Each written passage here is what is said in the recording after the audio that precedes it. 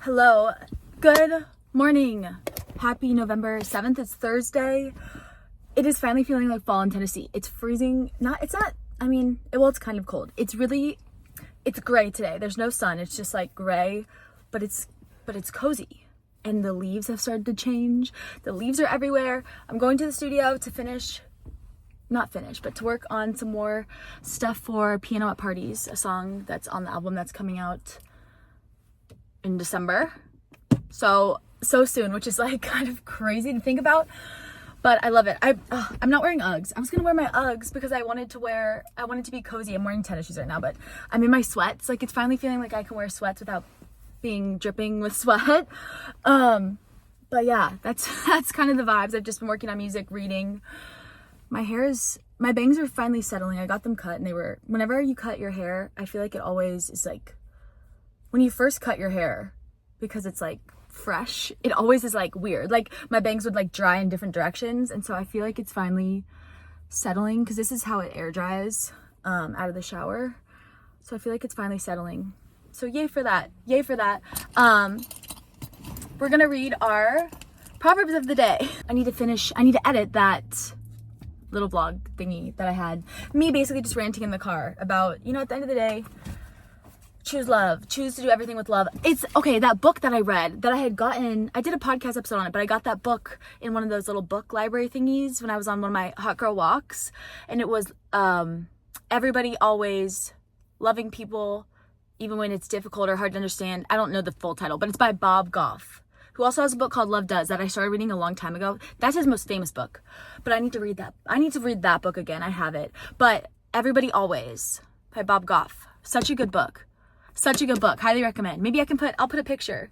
I randomly got this book and I was like, I read it and I started crying on the airplane when I was reading it. And my mom started reading it now. I gave it to her and she started crying. Anyways, I need to read the Proverbs from the other day because I forgot to read it to you guys. Okay, we're gonna read this and then we're going to the studio. I'm pulling it up. Proverbs. I was about to read Proverbs 6. Proverbs 7 for today, November 7th. Follow my advice, my son. Always treasure my commands. Obey my commands and live. Guard my instructions as you guard your own eyes. Tie them on your fingers as a reminder. Write them deep within your heart. Love wisdom like a sister. Make insight a beloved member of your family. Let them protect you from an affair with an immoral woman, from listening to the flattery of a promiscuous woman. While I was at the window of my house, looking through the curtain, I saw some naive young men, and one in particular who lacked common sense. He was crossing the street near the house of an immoral woman, strolling down the path by her house. It was at twilight in the evening, as deep darkness fell. The woman approached him, seductively dressed and sly of heart. She was the brash, rebellious type, never content to stay at home. She is often in the streets and markets, soliciting at every corner. She threw her arms around him and kissed him, and with a brazen look she said, I've just made my peace offerings and fulfilled my vows. You're the one I was looking for. I came out to find you, and here you are. My bed is spread with beautiful blankets and colored sheets of Egyptian linen. I've perfumed my bed with myrrh, aloes, and cinnamon. Come, let's drink our fill of love until morning. Let's enjoy each other's caresses, for my husband is not home. He's away on a long trip. He has taken a wallet full of money with him and won't return until later this month. So she seduced him with her pretty speech and enticed him with her flattery. He followed her at once, like an ox going to the slaughter. He was like a stag caught in a trap, awaiting the arrow that would pierce its heart. He was like a bird flying into a snare, little knowing it would cost him his life. So listen to me, my sons, and pay attention to my words. Don't let your heart stray away towards her. Don't wander down her wayward path, for she has been the ruin of many. Many men have been her victims. Her house is the road to the grave. Her bedroom is the den of death. Proverbs 7. Now, also, too, when you're like, oh my gosh, you have to read the Bible in its entirety and understand the context of it, too. And there's a lot of things that are parables, like literal. There's a lot of things that are literal, but then there's a lot of things that are parables or stories or just, different things. But it's a really beautiful piece of literature, even if you're somebody that is like, I don't believe in God. It's fascinating. It's fascinating. And like, as a reader, I love it, Anyways, okay, we're heading to the studio.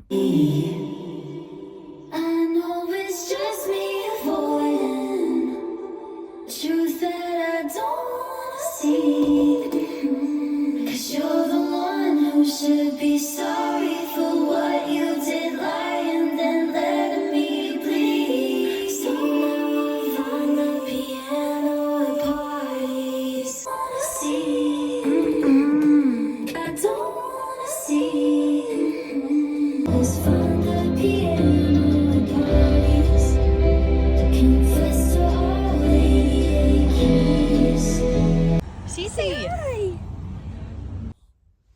plot twist to the vlogs, y'all. Hi, Teddy. Plot twist to the vlogs. We are road tripping to see some family in St. Louis, so we're here getting gas in the middle of the night, but at a little rest stop, getting some gas. Let's go. Let's see where this adventure takes us. I'm in my sweat still, and my mom is in the gas station getting a snack, I believe. But Teddy's wandering around because until he gets to go back in the back seat.